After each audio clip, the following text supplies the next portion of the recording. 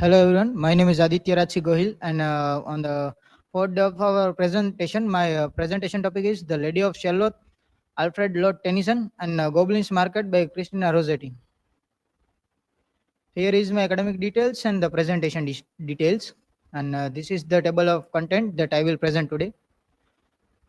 Here is my research question and hypothesis. My research question is: how do Alfred Tennyson's The Lady of Shalott and Christina Rossetti's Goblin Market use theme of isolation, temptation, and female experience to critique the limitations placed on women in Victorian society? My hypothesis is both Tennyson and Rossetti portray female figures who challenges the restrictive social and moral structure of Victorian society through the lady's fatal act of rebellion and the sister's redemptive love.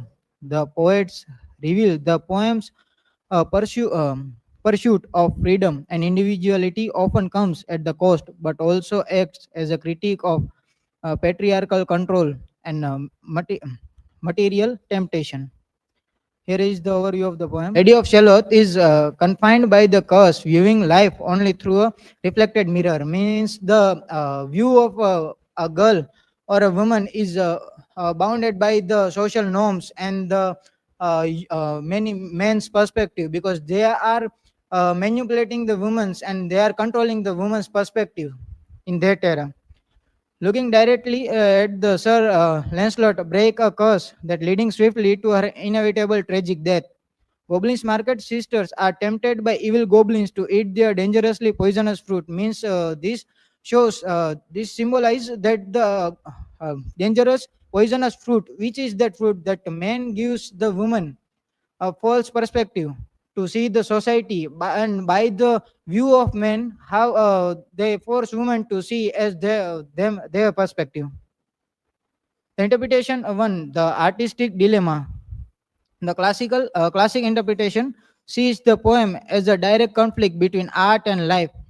The lady represents the isolated artist forced to remain detached to successfully created her work.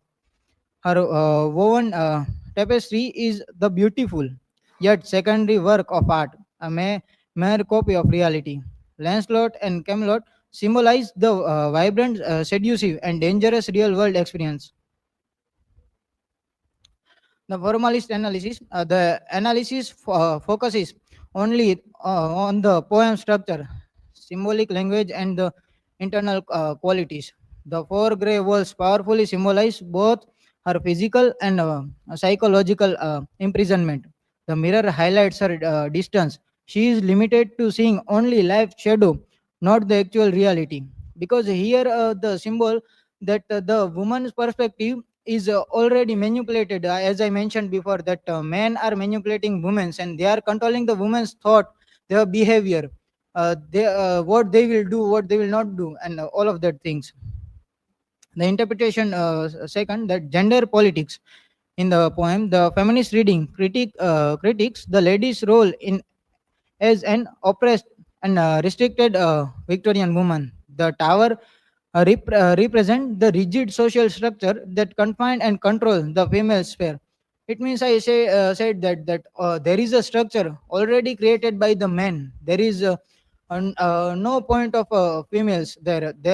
They didn't take any response from the women, and they are controlling women by what they want from them. The price of resistance. Her death is a heavy penalty inflicted on daring and defy the patriarchal social order. The cracked mirror symbolizes the shattering of her false, reflected, and controlled identity. It means the how the women are portrayed in this poem, that when she was trying to break through that norms and trying to do something else, something new, then the always the social norms comes up and they always distract her from the perspective she want to what she want to do on the path she want to walk on. Rossetti's poetic techniques, the enigma. Rossetti frequently wrote completely complex word games like riddles, credits, and the other enigmas. The love more complexity makes her major poem an interpretive enigma for readers. The poem purposefully resists having only one single easily understood Allegory moral. It challenges readers to engage with its many possible, equally compelling interpretation actively. Goblin's Market. Now I will present the Goblin's Market. Contextual reading. The poem reflects the major Victorian public concerns over widespread food adulteration and poisoning. The goblin erasable fruit symbolize the commercial containment, dangerous goods sold. Merchants use harmful substance like chopper to make product appear more fresh and tempting. Like it's a kind of today's fast food. That all the people trying to eat the fast food and they are so habituated to that we are originally having a habituated to our stomach is habituated to green vegetables, and now we are eating the fast food from the other countries which are not in our digest system. A merchant the come by cry directly reference the notorious street vendor coal of London city. Goblin Market, the cost of desire. Laura's addiction to the fruit represent the danger of unchecked consuming market desire. The fruit is honey to the throat but poison to the blood, summarizing its deadly allure.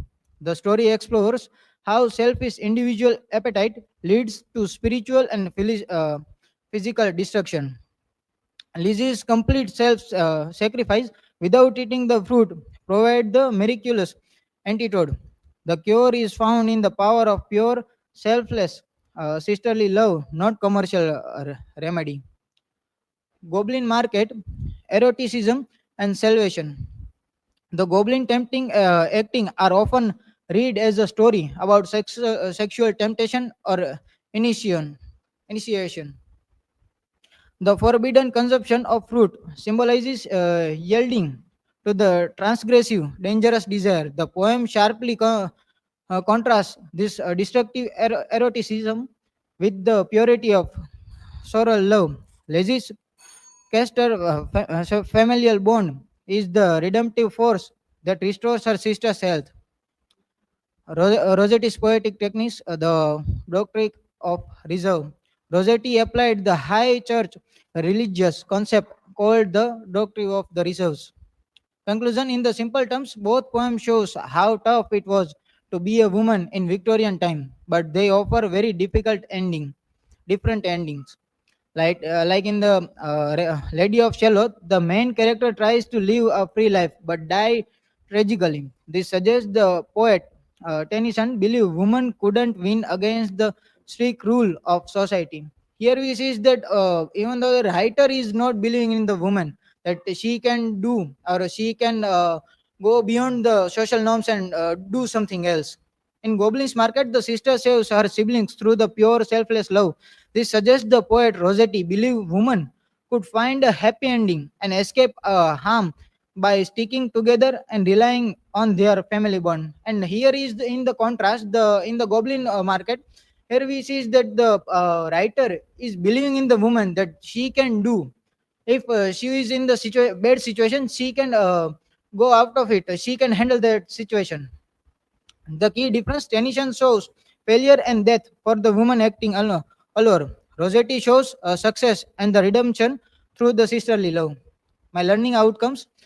Sometimes love for somebody or something makes you powerful, and on the other side, it can make you weaker than before too. Here is my references. Thank you. Is there any question?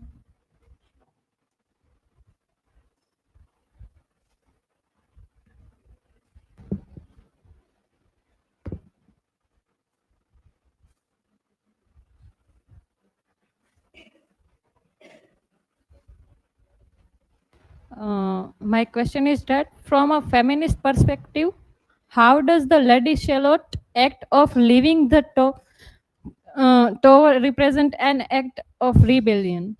Thank you, Irelba.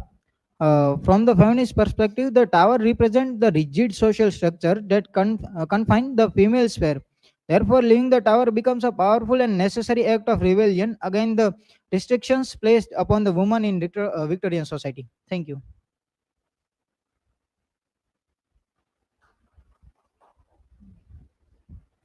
So, Aditya, my question is what specific Victorian era public concern is reflected in Christian Rossetti global market? So the Goblin Market reflects the major Victorian public concerns over the widespread food adulteration and poisoning. The goblin irresistible fruit symbolizes the commercial containment and dangerous goods being sold, with the merchant using harmful substance to make product appear fresh. Thank you.